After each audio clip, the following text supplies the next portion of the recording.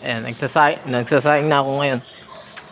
May ulam naman ako eh. Eto.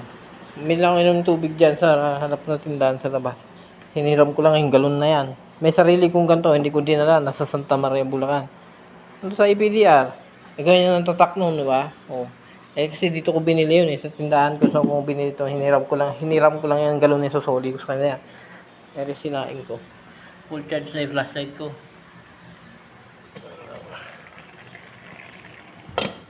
Oh. Magkakape mamaya, makapagkape. Saan ba yun? Ito, ulam. Ngayon ko palang kakainin. Tagal ko nang binili to eh.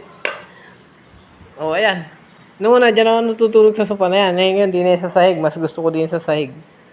Isang beses lang akong naligo dyan sa CR na yan. Madalas dun lang ako sa labas sa drum naliligo. Okay?